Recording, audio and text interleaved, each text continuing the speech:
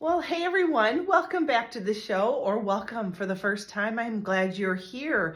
Like I said, my name is Angie, and I am an above knee amputee. I have been for 5 years, and this is where I go to kind of tell my personal journey, explain what happens when certain things go on as an amputee, but also hopefully to empower and ignite some positive mojo in your life and in the lives of anybody else that might be around you or dealing with certain things that they're going through. May not be amputation. Everybody needs a dose of positivity every once in a while, correct? So today I thought I would tell you a story. And, I always say that every week there's something that inspires me to speak for the next week. So if you're new to my podcast, I do try to put a new podcast out every Wednesday. Sometimes I'm on vacation. I am a mom, I am a wife, and life does get the better of me too. I do this really for my own personal journey and to help others. So sometimes life does get the better of me, and I will struggle on a week or two not to have one out. This week, however, I have a new story for you. And actually, what I'd like to do is tell you a story that happened about 4 years ago, right after my amputation, and how it leads me to what happened to me this week, and how maybe you can use that to help you in your future endeavors. So, for those of you that have been following me, I live in Arizona.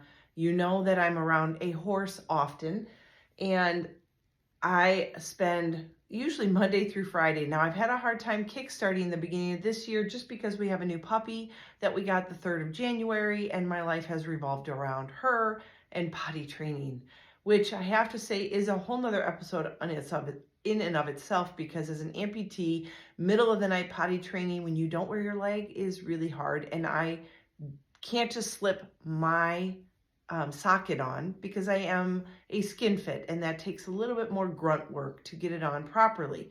So I have to go out with crutches. Now, that being said, my horse and I met about 4 years ago. Well, 3 years ago, I guess. About 4 years ago.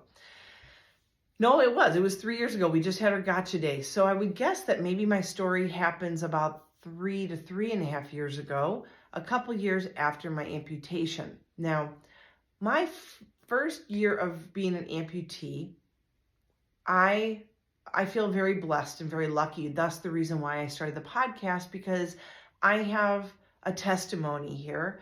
I did build all my strength for my faith, but there's also a lot of underlying techniques and tools that I've learned over the years as a teacher and as a mom, as a little sister to 3 big brothers, that have all culminated, and all that experience has culminated for me to be able to speak from the heart about some of these topics. One of them is perseverance. And if you have siblings that are older than you, especially if you're a woman and you have big brothers, you understand what that means. That means learning how to run really fast at commercial breaks. It is learning how to be tackled, because you are the only one that they will tackle during a football game outside in the yard. And so you've learned, and jump scares. My brothers loved to hide in corners at night and jump out at me. All I have to say is thank God for my puppy at that time, because she was my saving grace. But let me move on. When I got amputated, December of 2018, it was elected. So I knew it was coming. And prior to that, I had made a kind of a positive board, a vision board of what I saw at least my first year into this looking like. Now, I knew no one who was an amputee. I'd never seen anybody go through it. I did have a peer visit prior to my amputation, but that only goes so far in an office, in a meeting room, when they're actually getting fitted for their own socket and have their own things they need to deal with. So it's not like a full-on, I know your whole life story after 20 minutes. But that is where I was at, which might actually be what saved me, because now that I am on a ton of Facebook pages and stuff for amputees, I see the fears, the concerns, the wounds, the lack of healing, the lack of fits for prosthetics, etc., etc., etc. It is like watching doomsday happen every day over and over again on these. So I have stopped going on or looking as much because it's so defeating and depressing. Now, because I didn't have that, I had no preconceived notions on what stumbling blocks I might encounter. All I knew is that whatever was in my head is what I knew. So I did have worries. I did have concerns. I had major scar issues prior to the amputation. So I was worried that that might stop me from being able to fit a socket well. So I had things that I was worried about, if I'd never walk again, kind of things. But I had put down goals, all my goals that I wanted to accomplish within the first year. And my first year didn't go without pain and struggles, but I hit every goal that I set for myself because that's where I was driven and focused on. I mean, that whole first year, thankfully, my family was very welcoming to this, but my first full year of being an amputee was all about me. And they were right on board. They were there supporting me. They were there with me every step of the way. And I'm grateful because with that, I was able to find myself. Now, keep in mind, you hit all these goals that first year. You have some phantom pain, some phantom sensations. You have all the regular stuff, nothing extreme, no major wound issues.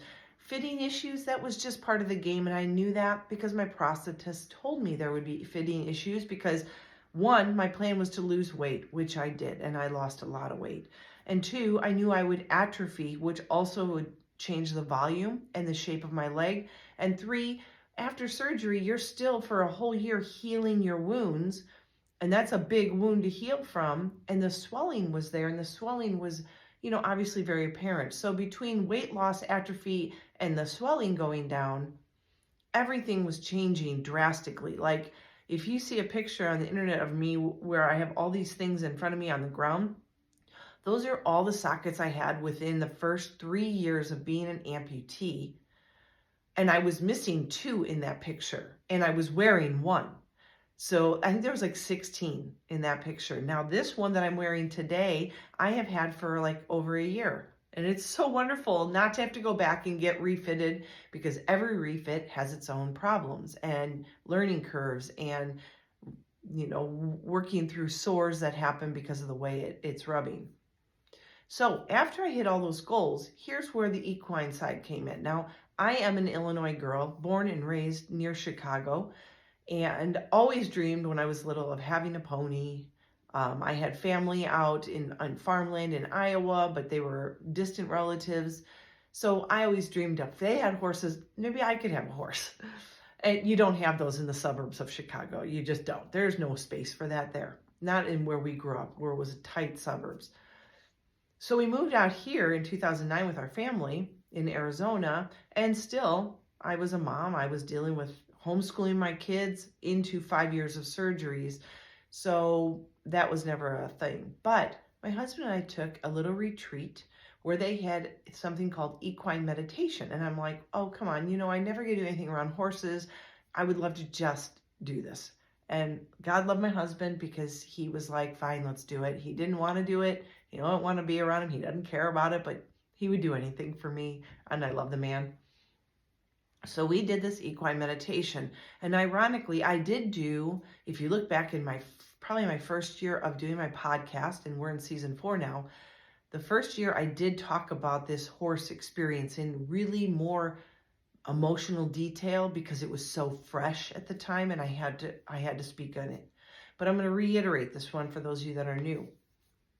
We did this equine meditation. It was kind of right after COVID, when they finally started opening up resorts. And the only other people doing this equine meditation with us was a mom and her daughter from U of A. And so it was just the 4 of us and a lead person. And they talked about grounding yourself and finding center and breathing and quieting the mind and really observing how your body feels. Okay, well, as an amputee, I feel like my body is always on fire. So I try not to sit there and focus on how my body feels. I try to get away from how my body feels, at least in my leg. So this was a new experience. And I went to do that. And we sat there for a little bit and did that as a practice run. And then she pulled us into a corral, a large corral that had like 5 or 6 horses. And she told us to ground ourselves while we stood there, and trying to close my eyes. As an amputee, there's not as great a balance, so you kind of try to do it, but you kind of put a lot of weight on your good leg and try to stabilize there, and you try to calm, and sometimes I just have to open my eyes to find a center of gravity. And we did this, and then the lady said, okay, what I want you to do now is we're just going to quiet down, and I want you to just pay attention to the horses as you quiet your mind. And all of a sudden you notice that like 3 or 4 of them kind of came over by us. And she said, yeah, don't mind the 2 that are far away. Those 2 aren't really big on this meditation thing, but we've got these here. And she said, I want everybody to go find a horse. Well, me, the way I am, I wanted a challenge. And I thought, I'm totally centered. I got this. I'm comfortable with my new me. It's been a year or so, 2 years. I've got this. But I've never really walked on this uneven dirt and rocks and things like that.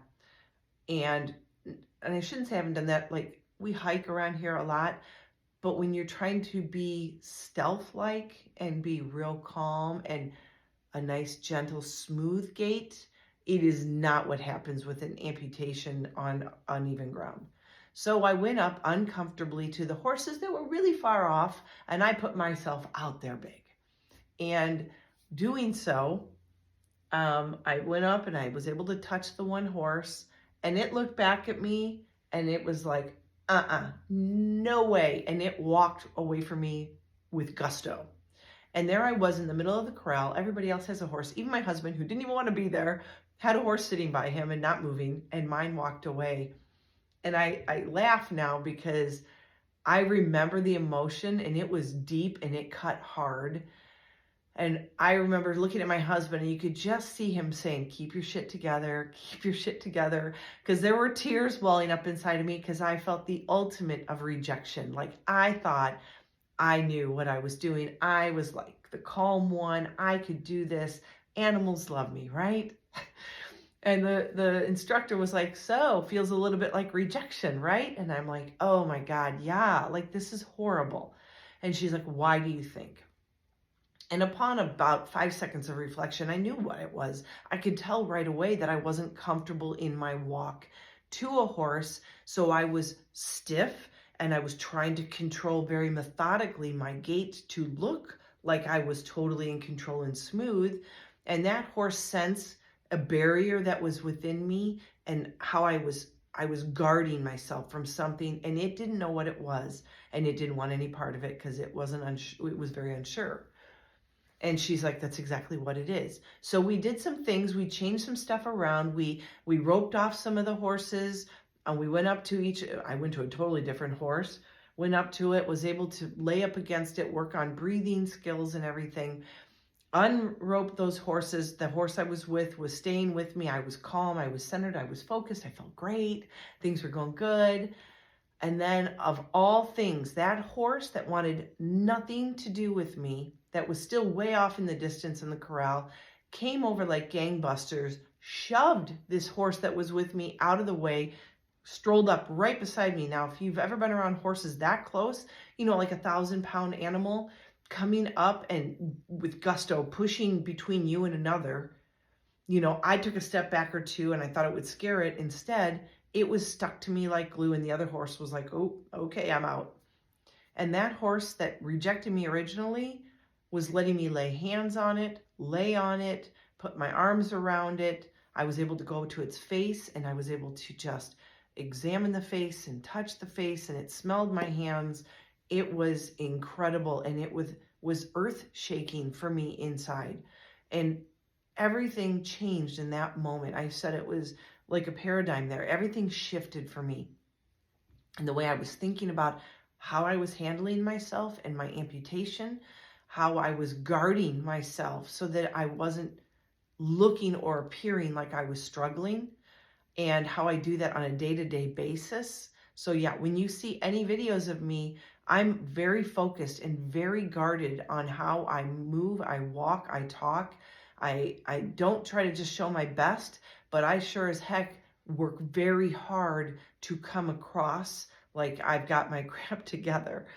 And that's not the case. That's not always the case. So we did this, and ironically, as we were told it was time to leave, we started leaving the corral, and my horse turned around and looked at me walking away and galloped up next to me, and she had to hold that horse back because it wanted to stay with me. And right then and there, my love affair with the equine world started. Like, so hard that the next day we were home, I called a friend of mine and asked if she knew of anybody that had horses I could just be around so I could really find myself internally and find peace. And she said me, and that I'm rescuing a horse. If you look on any of my social media pages, you will know that my horse is Sakari. I named her, that means sweet in Native American. I'm not sure which tribe, and I apologize for that.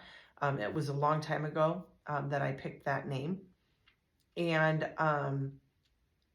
anyways, I started working with this horse. Then I got into getting certified online in animal equine training and advanced training, and I'm currently working on my equine massage therapy certification, which quite frankly I didn't realize was going to be so much on biology. I should have guessed, but I'm working on all the muscle groups, which is really, really hard. I thought I was done with that type of schooling. Not so much. Now we fast forward. So that's my story of finding myself, and the peace that I have been able to find with Sakari on a daily basis is going there and loving on her, letting her know how beautiful she is. And, I was thinking about this last week when I was with her. I have a new puppy here, and I'm constantly trying to praise her, right? So there's a lot of positivity coming out of my mouth. Then I realized I went to my horse yesterday or last week, and as I'm sitting there with her, I go up to her and I tell her I'm here, that I love her, that she's beautiful, that she's special, she's safe, she's appreciated. I ask permission to approach her. I ask permission to touch her. And she reciprocates that love and that acceptance of me. And she understands that I respect her space. Then I tie her off and I brush her and I groom her and I love on her, and she gets treats while I do that. And it's our connection time. And yeah, I do have her cross-tied just so I can do a really good job grooming her because I do her hooves and stuff. But that whole time I'm with her, if I videotaped everything I said to her, you guys would be like pulling your hair out probably, because it's like, oh my God, how much gushing. But I realize that everything that comes out of my mouth is positive. I give her every positive affirmation over and over and over again, and that I can. And then I asked myself, how much do I do that to myself, like internally? And how much of that time do I spend being negative? Like, oh, look at you, you can't even walk straight. Or, my God, you stumbled again. Or, can't you get this right? Why can't you? We do this, right? We do this to ourselves all the time. But yet I am free giving of positivity to my puppy, my 2-year-old dog, and the horse. But I'm so much more critical on myself. And don't get me wrong, the puppy has peed on the floor and she gets spanked. She's told no. And then I'm loving her, so she understands it's not her, it's the act, right? Same with my horse. I don't actually ever get after my horse. There's a couple times she's tried to nibble a little too hard or tried to grab my hat. Usually the hat makes me laugh, but if she tries to grab my hand, I'll tell her no biting. And then I'm back to stroking her gently and telling her I love her and that she is safe and cared for and loved, and I'll never leave her. So my question is, like, why are we so critical about ourselves, but so positive towards creatures that, do they understand the actual words or just the tone? And I think, gosh, we need to do a lot more of that self-positive talk, that self-esteem building talk, more often to ourselves, whether it's in our brain or we actually speak it. I mean, I'm sure some of you might do something and you'll be like, oh my God, I'm so stupid. Well, why would you say that? Even that flippant comment is so negative. You're not stupid. And just because you made a screw up or fumbled something doesn't make you stupid. It makes you human. So I got that going for us. Now, let's move on. And I'm trying to move as quickly as I can because I'm not even to the point of this conversation. However, that podcast could end right there with positive affirmations, right? Let's give it more to ourselves. Last week, I got a call from a friend, a new friend actually, from our area here in Carefree, who said, "Are you looking for horses?" Now, keep in mind, my horse is on somebody else's property who has a nonprofit, and we do things through that. My husband and I donate, and that's how she gets fed and things like that. And I of course, would love to just, yes, I'll take any animal that's being thrown away. I would definitely. That is not the same when it comes to my husband because I'm the emotional side. He is the logical side. He keeps me in check when I want to go overboard. So my friend is who I reach out to, and I said, well, let me know all the information about him and let me tell my friend. Well, when I found out it was two horses, a mini and a full-size gelding, and they were, at least the one is in his 20s, mid-20s, and the other one has a little bit of an issue medically, I thought, well, I'm sorry, I didn't realize that this probably is a bad situation. My friend said, no, hold on. So we're going to rescue these two horses. Like I said, one's a mini and one's a pretty medium-sized gelding. And beautiful. So last week, I got to go out and I got to go see these two. I wanted to personally inspect them, take some video, but more importantly for me, because I'm trying to start equine therapy with my horse for others struggling with positivity, self-affirmation, amputation, medical issues, whatever you name it. Horses are very healing. I wanted to really see if this horse, being at that age, is not a riding horse. It is more of a horse that just needs to love and be retired. And you know what? Horses want purpose like people. And I want to use horses for therapy, not for riding, for therapy. And so I want to go out and I needed to see eye to eye with this horse, the deep depth of its soul, and see if it could make a connection with me to that day. So last week I went out, and I don't know much about Minnie, so I was really focused on the bigger horse. The Minnie has issues with socialization, so that's kind of a project for me, which I'm very excited about. But the gelding was amazing. And I'll tell you what, I never go up to a horse with sunglasses on because if I want to see into the depth of their eyes, I want them to see mine because that's where our intentions lie. And so I went up to this gelding and I let it smell me. I talked to it. I stroked its face. It let me touch it. It literally put its mouth on my hand, didn't try to bite, just opened its mouth so I could feel its teeth. And it just sunk its head, very heavy head, into my hand, almost fell asleep there while I had my hand out, palm up in front of it. And I knew right there that he would be a great asset for my therapy sessions with people.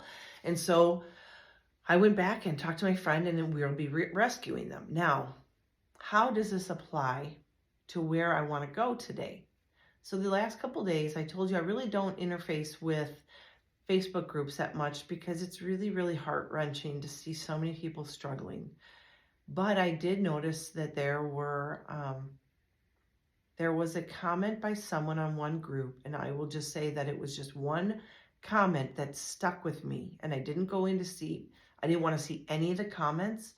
I didn't want to see anything else. I didn't want to know anything about the person, but the comment itself was, how do you all handle seeing so many people doing well and I am going nowhere? I'm stuck. I can't get a good fit. It hurts. I'm in a wheelchair and I believe this is how my life will go. Yet I see so many amputees rocking it and doing everything they dreamed and wished of doing. And I was heartbroken by this comment. And I started to place together these things about being rescued. A horse is a being that has a lot to give the world if we would just quiet ourselves and watch and listen. We have to rescue them because they can't do that for themselves when they have been used or abused throughout their whole life. And we rescue them to give them a good life. But I will tell you right now, when it comes to people, yes, people need to be rescued. But when you are an amputee struggling, with how things are going, and you're seeing out there on social media so many others doing life and looking like they've got everything together, I will tell you, number one, stop comparing yourself to everybody else. I can't express enough how special and wonderful you are, who you are, the way you are, no matter where you're at in your journey. And that is the God honest truth. God made each one of us different. He made us that way for a reason. Gosh, if we were all the same, how boring life would be. But to find somebody that's different and struggling with something and finding a way through the struggle to find light on the other side of that struggle, that's special. And you are going through what you're going through for a reason. It is building you up for something bigger, greater, and more important. You were not given this life or that life because that is not your lifestyle or your journey or your story to have. Your story is the one you're building now. And our story doesn't have an ending point. Our story is an ongoing chapter by chapter until we go and find peace in heaven. That is the story. Our story, the moment we are conceived to the moment we take our last breath, is our story. Our story does not end so that we can, I don't know why people think their story is about succeeding through the amputation. Well, what is success to you? For me, it was proving, a doctor that told me I'd never walk again if I did this, it was proving to him I could. It was proving to myself that I could get back on top of a ski slope with my family instead of at the bottom crying, watching them do that without me, which I did for 5 years through knee surgeries. We have to be able to rescue ourselves. Unlike the horses that need a home, and I want to be able to give that home and that place where they feel accepted and safe and loved and have a purpose. Yes, people around us can do that. The problem with people is they come and go in our lives.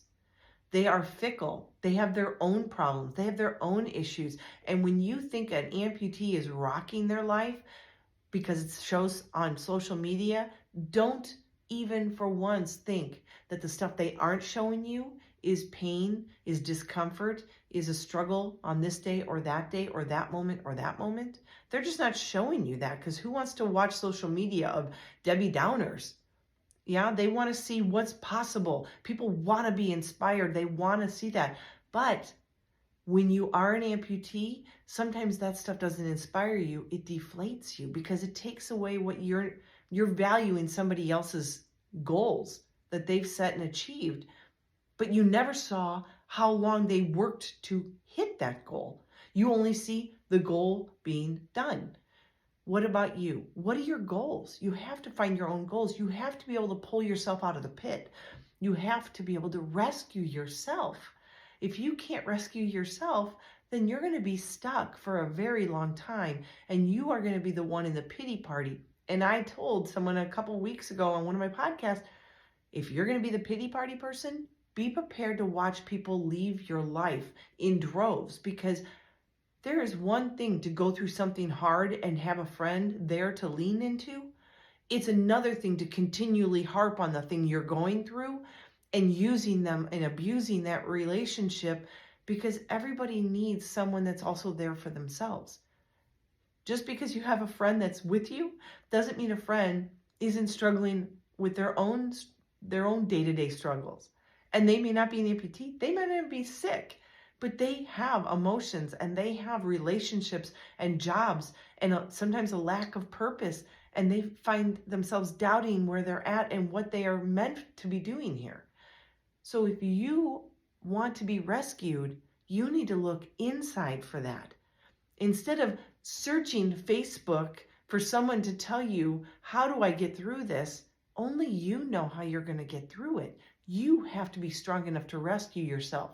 And guess what? No one is strong the first time they hit their challenge. They have to build that.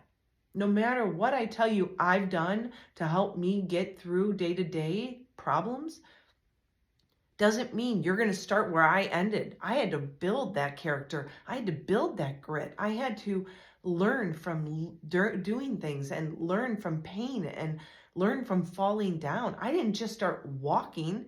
I mean, yes, you'll hear people say, oh, I walked right out of the prosthetist office. So did I, with a cane. But I'll tell you, it was not pretty. I don't remember taking pictures or video of that because I didn't want to see that. I was overweight and I was looking horrible. I was so embarrassed by the size of my socket because I was bigger than I'd ever been in all my life. I didn't want pictures to remind myself of that because I wasn't sure I'd ever get out of that. Would I ever walk real? Would I ever lose weight and feel good about myself? So I didn't document that. But just because it's not documented doesn't mean I didn't struggle. I went on a vacation right after getting my prosthetic and I beat the crap out of my femur bone. It hit so many times in the front. I was in so much pain. I have not been in that kind of pain since that week. Once my PT taught me how to actually engage my new leg, then I learned what I was doing wrong and I had to fix it. But I learned through some extreme pain that week what not to do.